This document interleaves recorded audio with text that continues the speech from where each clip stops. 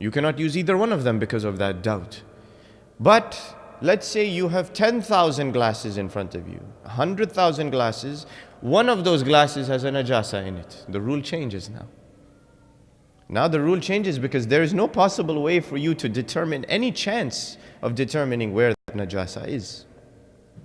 The point again being that religion has specified for you very focused action. In religion, if you want to reach Sirat al-Mustaqim, you want to practice your religion with tafaqquh, then you have to do so with a great determination to understand and know what you are doing. You cannot practice Islam in a loose manner and say, oh, it'll all work out in the end. Maybe it will all work out in the end. But you have still practiced it loosely yourself. What does that say about your aqeedah? What does that say about your resolve to understand your own religion? And do you know why this is important? Because in the end we harm ourselves, brothers and sisters. Allah subhanahu wa ta'ala, you know, I just said the ayah. وَاللَّهُ أَخْرَجَكُم مِّن بُطُونِ أُمَّهَاتِكُمْ لَا تَعْلَمُونَ شَيْئًا وَجَعَلَ لَكُمُ السَّمْعَ وَالْأَبْصَارَ وَالْأَفْئِدَةَ لَعَلَّكُمْ تَشْكُرُونَ. He gave you hearing, eyesight, and af'idah, this heart, this aql, this cognition, this intellect by which you can find the truth. We, unfortunately, with these faculties, we harm ourselves and we inhibit and we stop ourselves from reaching Allah subhanahu wa ta'ala. And we harm ourselves more than we harm anybody else. We harm ourselves and we do nothing to anybody else. Why? Because even the ayah of the Holy Quran, it says, وَمَن يَتَعَدَّى حُدُودَ اللَّهِ فَقَدْ ظَلَمَ نَفْسَهُ. If you break the rules of God, you have done dhulm on yourself. You have done dhulm on your own self by breaking the rules of God. And you are moving yourself away from what Allah has meant for you. The guidance of Allah, it reaches everybody. There are two types of guidance. That you, when you say اهدنا الصراط المستقيم, you're asking for hidayah to Sirat al-Mustaqim. That hidayah is two types of hidayah. One, al-hidayah takwiniyah. Al-hidayah takwiniyah, it means that God has inspired and guided every human being to know how to survive and to live. Do you need to tell a child how to eat? That no, you must pick up the food and put it in your mouth, and even the children grow. Sometimes I will say this, I have to teach my son how to eat even though he's grown up. That's not how a human being eats. You are eating like something else. That's not what I am talking about. I am talking about the basic fitrah that Allah, which is called al-hidayah takwiniyah, Allah has put into human beings. You breathe to stay alive. Nobody has to teach you to do that. You sleep when you are tired. Nobody has to teach you to do that. You know how to eat. You know how to drink because this is the basic guidance that Allah has put into your body as a human. This exists in every person, irrespective of whether they are Muslim, Jewish, Christian, Hindu, Buddhist, anything. It is every human. Now aside from that hidayah, there is al-hidayah tashri'iyyah. Al-hidayah tashri'iyyah, it means Allah specifically is saying, come to the path, the religion that I have chosen for you. Because although every human being has been given hearing, vision, and af'idah, heart, not every human being is trying to find the path to Allah. That path to Allah, when you find it, it saves you, and you can very quickly fall apart. Brothers and sisters, do you know how worship of the asnam started? Worship of the idols? If you look in one of the books, it is called Ilal al-Shara'i'. Somebody once asked Al-Imam al-Sadiq alayhi salatu wassalam. Allahumma salli. Yabna Rasulillah, they had 365 idols in the Kaaba. In the time of Ibrahim, there were so many idols. How did this come about? When Adam alayhi salam, he was a prophet. He was not going to make any idols. You have Hibatullah alayhi salam, who was the son of Adam alayhi salam and the next prophet. After him, you have many chosen of Allah like Idris alayhi salam, you have Nuh alayhi. Would any of them make idols? No. Did Allah send somebody to make an idol? No. Who made the idols? Jinn made the idols? No, jinn didn't even make the idols. Human beings made the idols. But how? On an earth where there were no idols, right? Adam alayhi salam came to earth, there were no human beings here. So there were no idols on earth. How did the idols come about? How did people start worshipping the idols? How did they move away from Sirat al-Mustaqim? And this is a question where we have to ask ourselves, is it really just the idol like a stone figure or a wooden figure? Idol can be anything. Anything you are sold out to, you are a slave of, that is your idol. You have become an idol. It has become the idol to you. You have enslaved yourself to it. So somebody asked Al-Imam As-Sadiq that, Yabna Rasulullah, there were no idols on the earth. Allah was worshipped by Adam alayhi salam and the people of the earth. Where did idols come from? Al-Imam As-Sadiq alayhi salam, he says, in those days, the people were believers of God. They believed in Allah. There were no idols. And the elders of the community, they would teach their children. And as they would teach their children, eventually they got old and they died. They left the world.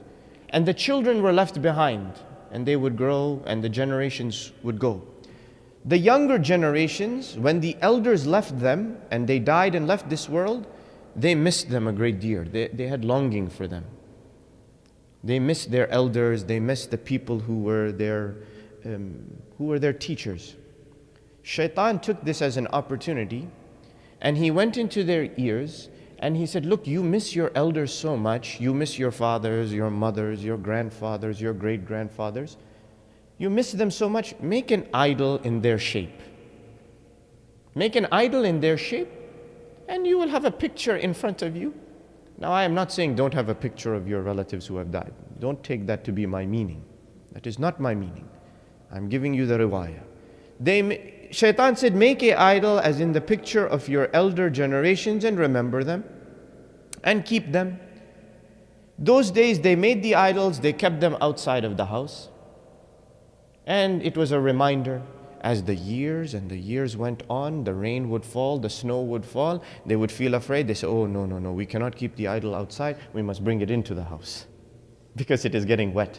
Do you see how things slowly, what you may think as benign, what you may think as insignificant, what you may think as being it's just something that we're doing in passing, slowly becomes a part of your culture, part of your daily practice. You bring it into your house, and now generations have gone and they say, oh, this is how we've been doing it for hundreds of years. They brought these idols into the house, and after many generations, the next 12, 13 generations, some of them, they lost Allah. And they didn't know that these idols were there because they represented a human being who they loved, like a picture. Instead, they said, no, maybe this is a God to us. And they started worshiping it. Do you see how quickly you can slide? Allah says, I have given you as-sam'a wal-absar wal-af'ida. But very quickly you can slide. That's why He says, come to the path of Iman. Come to the Sirat al-Mustaqim. Because on this Sirat al-Mustaqim, you will find safety for yourself. There will be safety for you. And we have been talking about the Anbiya and the Mursaleen. Ibrahim alayhi salatu was salam particularly.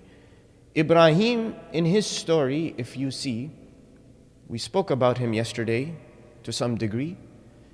But in another story, when he brought Ismail to Mecca, Sayyidah Hajar to Mecca, and the community started to develop in Mecca, they say that Ibrahim alayhi salam, he read a dua.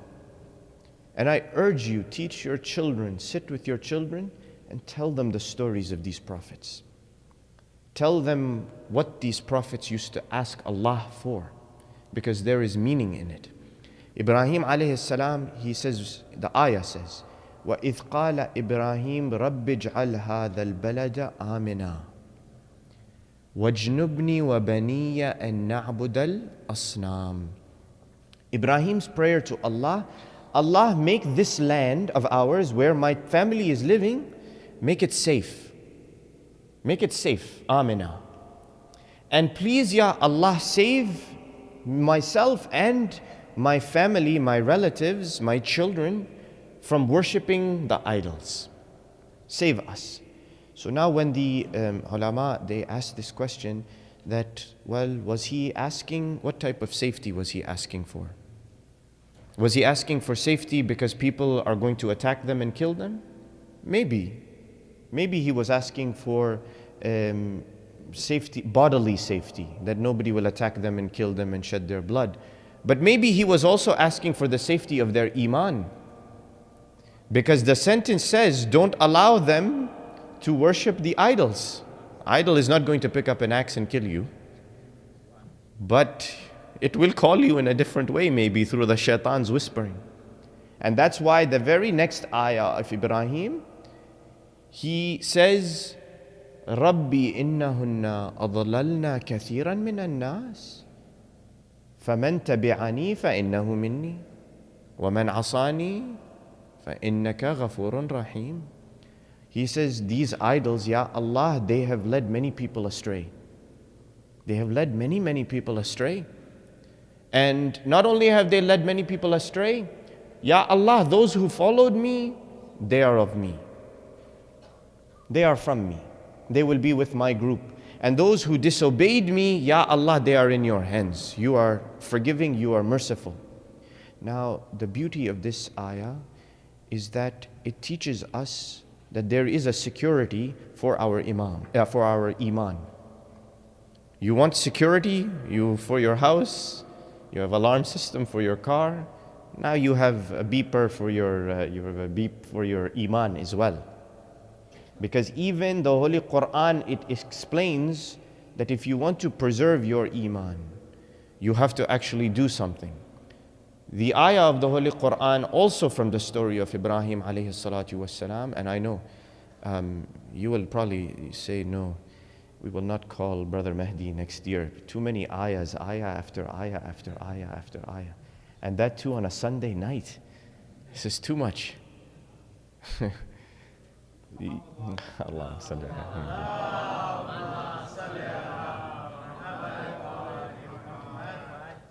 To be honest, it sort of reveals my ineptitude in being able to speak. So I say, well, the best thing is to give the ayah of the Quran, and then my job is easy.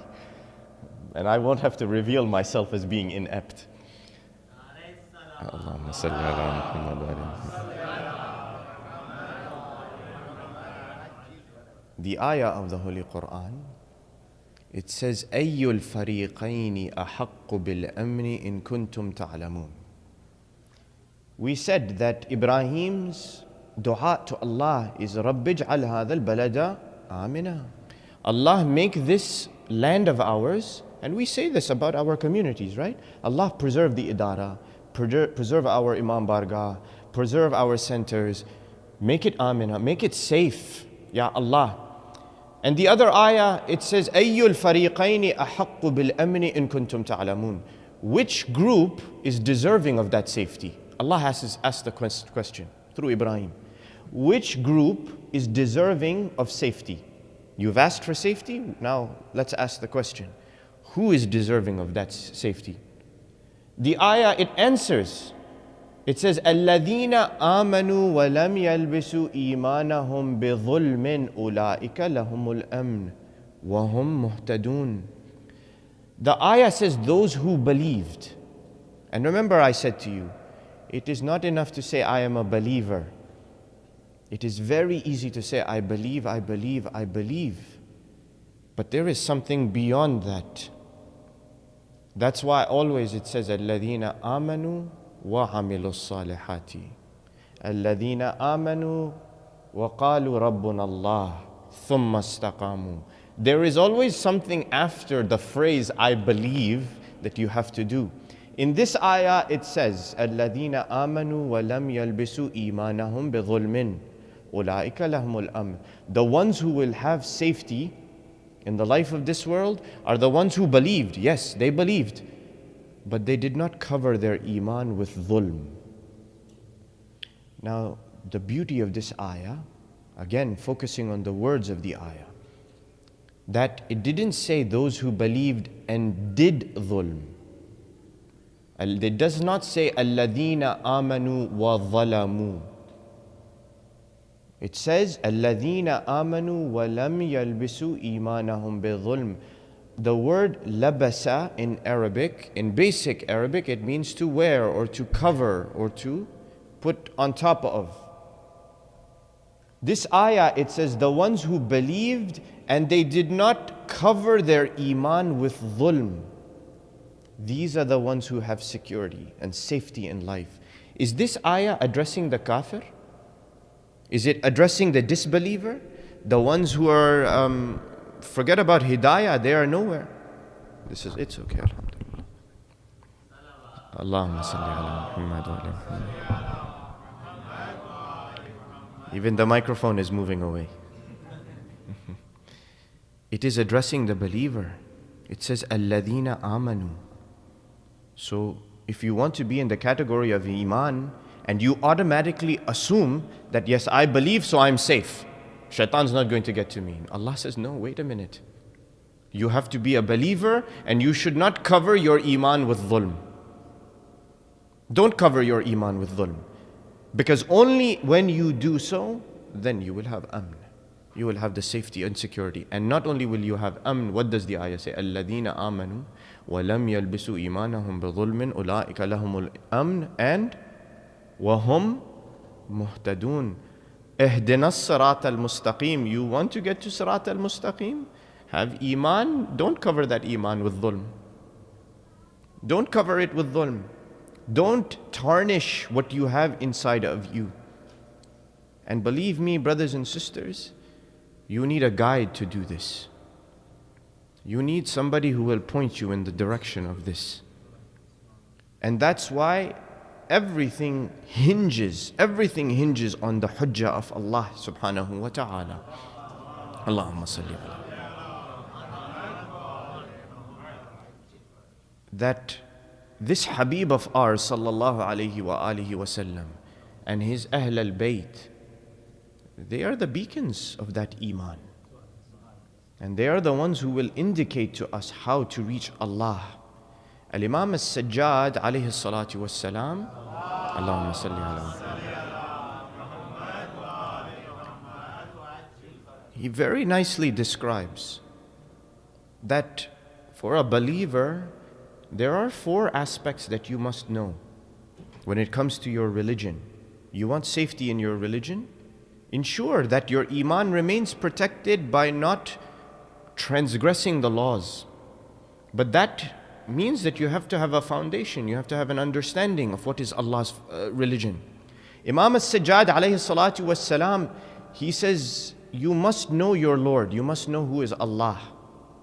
So when the companion asked, Ibn Rasulullah, what does it mean to know Allah? Al-Imam al-Sajjad, he says, yes, you know Him by the Asma al-Husna, and you know Him that you call on Him, you say astaghfar, you do tawbah to turn back to Him, all of these things. But Al-Imam al-Sajjad, he says, you should know Him because His lutf on you is very sensitive. There are some times when you have a musibah, when you have a problem, and that problem is taken away from you like you don't even know how it was taken away, isn't it? That is the lutf of Allah subhanahu wa ta'ala. That is what Imam al-Sajjad is talking about. And Al-Imam al-Rida alayhi salatu wasalam, he explains it. He says, it is as if Allah has taken your brain, your aql from your mind, solved your problem, and then put the mind back in. And you don't even realize how it happened. That is the lutf of Allah subhanahu wa ta'ala. So the first thing you should know is the lutf of Allah on you. When they asked the Imam to explain what is Imamat, Al-Imam al-Rida, what did he say? Innahu lutf Allah. Imamat is the lutf of Allah on you. Allahumma salli ala Muhammad.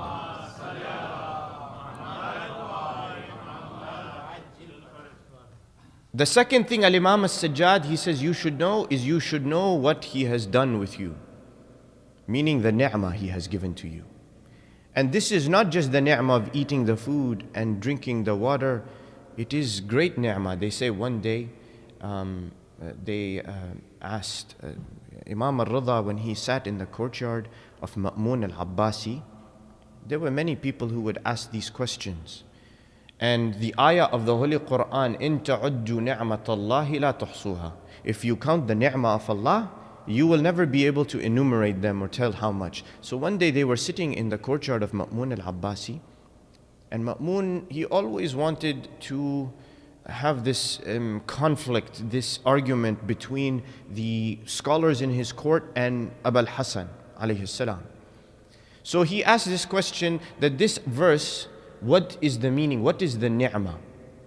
And this ni'mah is the ni'mah that Allah is going to ask you about on the Day of Judgment, will He not? He will ask you to account for all of that ni'mah.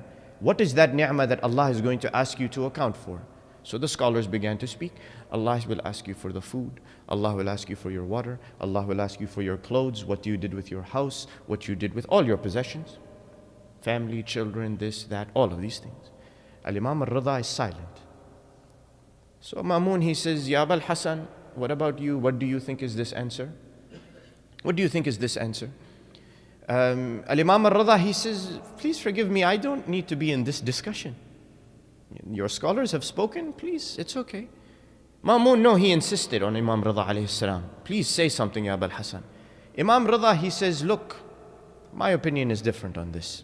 My explanation is different, that what Allah will ask you about the ni'mah that He has given you is different. They said, how so?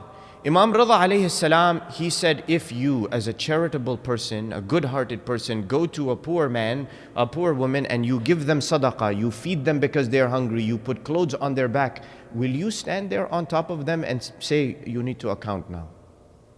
Will you do that? They all said no. They said, no, if we are charitable, we give quietly so nobody can see. We go and we don't want anything from them. No thank you, no nothing. Imam Rida, he says, if you are like this, do you think Allah subhanahu wa ta'ala is going to call you to account for your food and your water and your clothes which He has given out of His generosity to you? You think He is going to call? So they said, Ya Abul Hasan, what is He going to call us for? What is the ni'mah? He says, the iman that is in your heart. Allahumma salli ala Allahumma salli.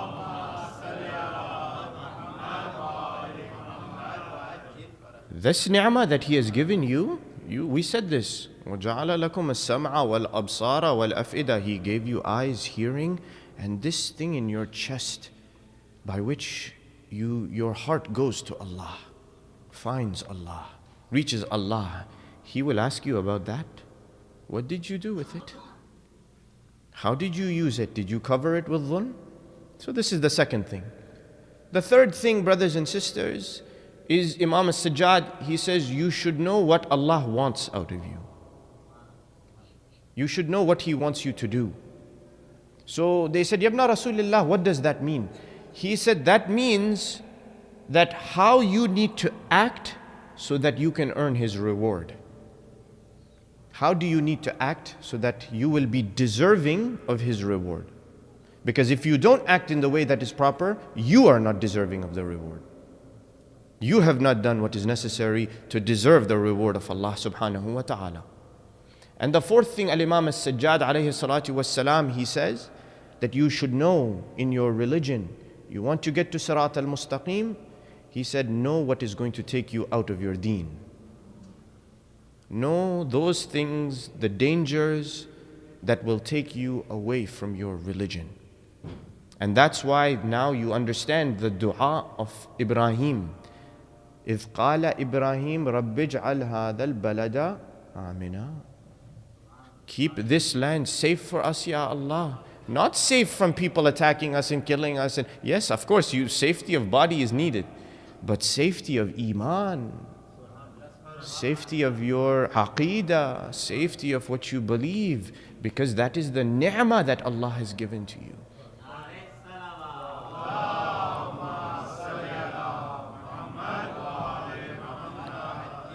Now I said this to you yesterday, that the message of Allah is not a standalone message.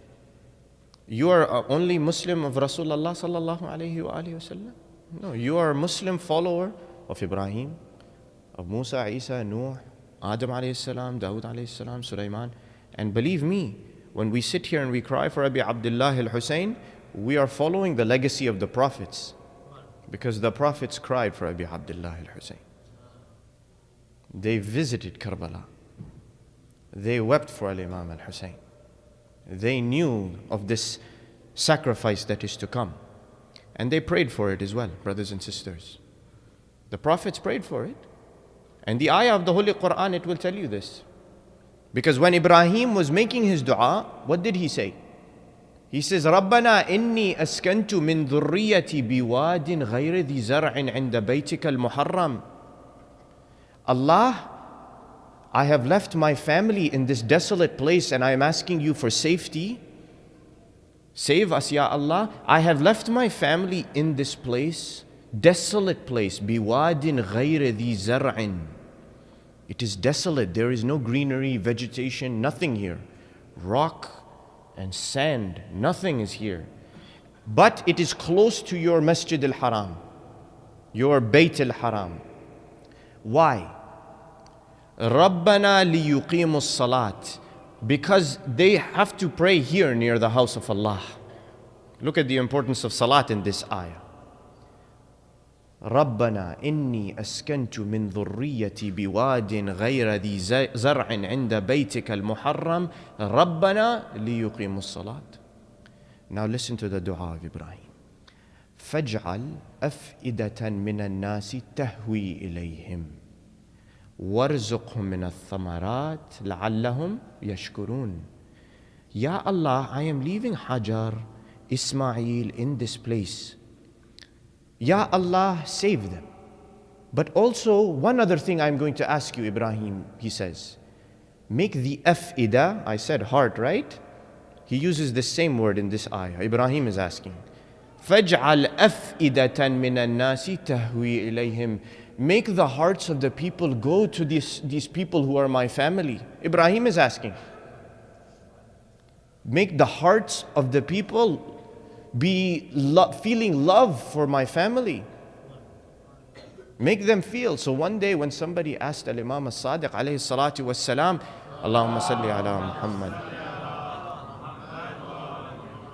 that Yabna Rasulillah, the hearts of the people, when Ibrahim prayed for the hearts of the people to go towards the family, what did it mean? Imam As-Sadiq, he said, Ilayna, Ahl al-Bayt. It is to us, Ahl al-Bayt. That dua of Ibrahim, Allahumma salli ala Muhammad. The dua of Ibrahim alayhi salatu wassalam. Today it is here. Because Al-Imam As-Sadiq, he says, Ilayna Ahl al-Bayt. Ilayna. And then you know how he describes it? He told the companion, he says, you are like if there is the animal, the ram, the goat, all of its hair is white, and it is one black hair inside, you are that black hair. Or if the animal, all the hair is black on that animal, the fur, and there is one white hair, you are that white hair. Come to us. Come to us. Your af'idah, your intellects, your hearts, come to us. This is the dua of Ibrahim alayhi salatu wassalam. That's why I say to you that your girya, your tears, your aza, your crying for Imam Hussein, it is not just in your lives. It is not just from the 61st year after Hijrah. It is not just from the time of Rasulullah. It is the legacy of the prophets. The legacy of Ibrahim alayhi salatu wassalam. There is meaning to this that will bring you close. And brothers and sisters, this legacy, we sit here, we are indebted, deeply indebted to one person for this. We say the name of Abi Abdullah al-Hussein. We say the name of Abu al-Fadl al-Abbas. We say the name of Ali al-Akbar, of Qasim ibn al-Hassan, Habib ibn Madahir, Muslim ibn Awsaja, Zuhair ibn al-Qayn, all of them, champions, brave lions. But we are indebted to this personality who, because of whom we are sitting here in these black clothes today, who is a beacon for all of us because of her strength, her courage, her fasaha, her balagha. She, in her strength, what she brought to us. On the day of Ashura, when all the companions had been shaheed, when all of the relatives had been taken from Imam Hussein, they say Imam Hussein is walking next to the tents all alone. And in a painful voice, he says, من يقدم لي جوادي وأنا ابن رسول الله. Who will bring for me my horse, and I am the grandson of Rasulullah. من يقدم لي جوادي وأنا ابن أمير المؤمنين. Who will bring for me my horse, and I am the son of Ali ibn Abi Talib. من يقدم لي جوادي وأنا ابن فاطمة الزهراء. Who will bring for me my horse? I am the son of Fatima al-Zahra. The flap of the tent opens. One lady comes out. She says, Ya akhi ya Hussein, ya nur aini, جرحت فؤادي لمن تنادي. My brother Ya Hussein, who are you calling? There is nobody left in these tents. My heart is broken from your call, Ya Aba Abdullah. Sayyida Zainab, she comes to her brother Al-Hussein. Imam Hussein, he is about to bid farewell to Sayyida Zainab. He is going to go to the battlefield. Sayyida Zainab, she says, Ya akhi ya Hussein, li ilayka thalathati talibat. I have 3 requests of you, Ya Aba Abdullah, before you go. Imam Hussein, he says, Ya khayya ya Zainab, what is your request? What do you want from me before I go? Sayyida Zainab, she says, Ya akhi ya Hussein, أن تدعو الله أن يعينني على تحمل رزاياك وتنفيذ وصاياك. Oh Hussein, my brother Ya Hussein, pray to Allah that I can bear with patience when you are gone. Pray to Allah that I can fulfill what you have put on me, the task and the mission, Ya Aba Abdullah. وَأَمَّا الطَّلِبَةُ الثَّانِيَةُ يَا أَبَا عَبْدِ اللَّهِ. As for the second request, my brother Ya Hussein, إِنَّكَ قَادِمٌ إِلَى جَدِّي وَأُمِّي وَأَبِي وَأَخِي فَقْرَأْهُمْ عَنِّي السَّلَامِ. Oh my brother Ya Hussein, you are going to be meeting my grandfather Rasulullah. You are going to be meeting my father Ali. You will be seeing my brother Hassan.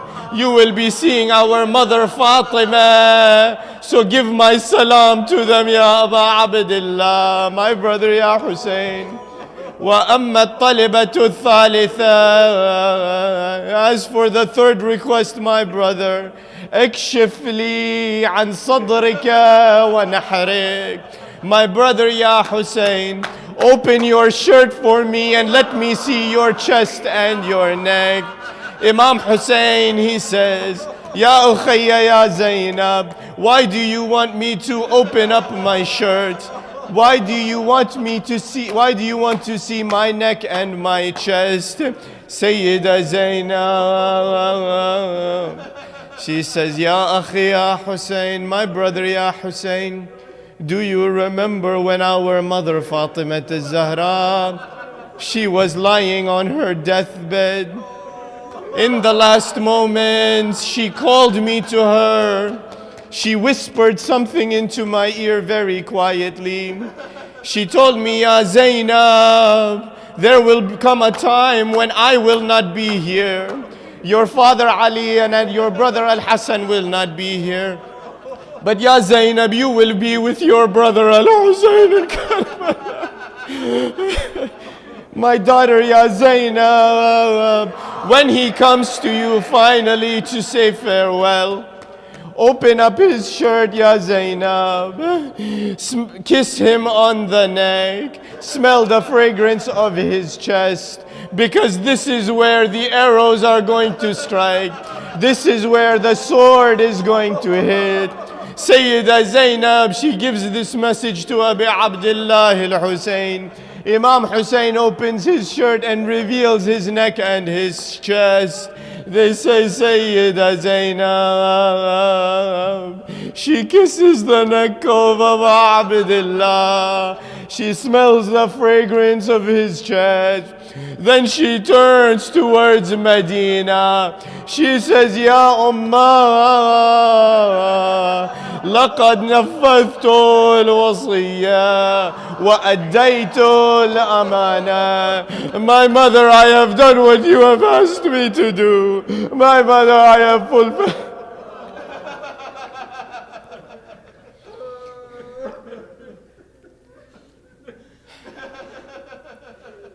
وسيعلم الذين ظلموا آل محمد أي منقلب ينقلبون والعاقبة للمتقين إنا لله وإنا إليه راجعون باسمك العظيم الأعظم الأعز الأجل الأكرم يا الله 10 times يا الله يا الله يا الله يا الله يا الله يا الله يا الله يا الله يا الله. اللهم إنا نسألك وندعوك ونقسم عليك بحق الزهراء وأبيها وبعلها وبنيها والسر المستودع فيها لعن الله ظالميها.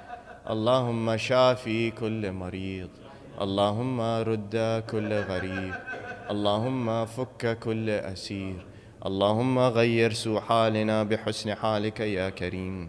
اللهم وفقنا لمراضيك وجنبنا معاصيك وثبت أقدامنا على صراطك المستقيم وخذ بأيدينا إليك يا أرحم الراحمين وفرج عنا يا الله فرجا عاجلا قريبا كلمح البصر وأقرب من ذلك وافرغ علينا صبرا وتوفنا مسلمين. والصلاة والسلام على سيدنا محمد وآله الطيبين الطاهرين.